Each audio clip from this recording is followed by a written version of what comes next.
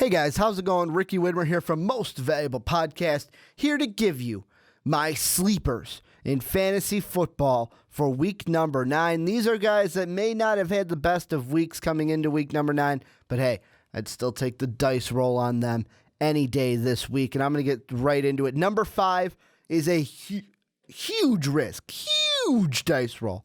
Going Austin Seraphim-Jenkins. And this is a guy where, as of right now, I'm calling him a sleeper because he's questionable coming into this week against the Giants. If he plays, could have a big week for the Buccaneers.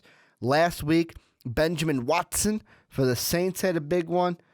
I mean, hey, he's coming off an injury, so he may be hindered by the injury. But before Seraphim-Jenkins got injured, he was a good target for Jameis Winston. If he plays, could have a big game for the Tampa Bay Buccaneers. That's why he's at number 5. There should be an asterisk next to him. If he plays, could be the best of sleepers. At number 4, I got Jeremy Langford. And the reason why I got Langford here at number 4 is the Chargers like to give up some good points to the running back. Matt Forte, yeah, he's listed as doubtful, but whenever you hear sports talk radio guys talk about MCLs and ACLs, expect that player to pretty much be done for the year. Look at Le'Veon Bell, and Jeremy Langford going to be the starter for Chicago in the backfield. Could have a big game in his debut as the starter for Chicago. At number 3, I got a defense. I've got the Falcons defense going up against the 49ers. They benched Colin Kaepernick, Blaine Gabbert in this game. Atlanta's going to feast on him. Atlanta is going to feast on Blaine Gabbert and get a ton of points this week. That's the way I see it. Almost put them as a must start, but I put them as a sleeper. I just feel like, they're going to get a ton of points this week. Then at number 2, a guy where he's going to step up into the number 2 role with the Chargers, Stevie Johnson.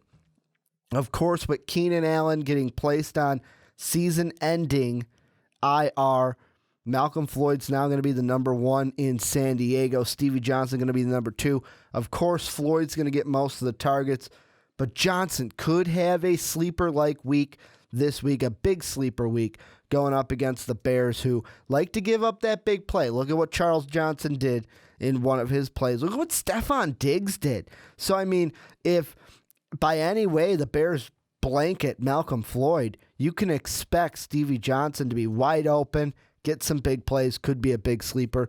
And at number 1, Giovanni Bernard. I know he's a Thursday night guy, didn't have a great game against the Steelers, but a bounce-back week this week against the Cleveland Browns. Jeremy Hill is also, you can put him into this category. He didn't have a good game. Gio and Hill going to have a big week this week on Thursday night. Sleepers against the Browns. But that is going to do it for my sleepers for week number 9 in fantasy football. Let me know down below what you guys think of my sleepers. Who's a sleeper that I maybe have left out this week? Also, hit me up in the comment section or right up there on Twitter if you have any questions about fantasy football. Hey, Ricky, who should I start? Who should I sit between these two guys? Let me know. I'd love to answer, try to help you win your league to the best of my ability. I want to thank you guys for checking out this video. Go ahead, hit that like button, that sub button. But as always, have a good day, everybody.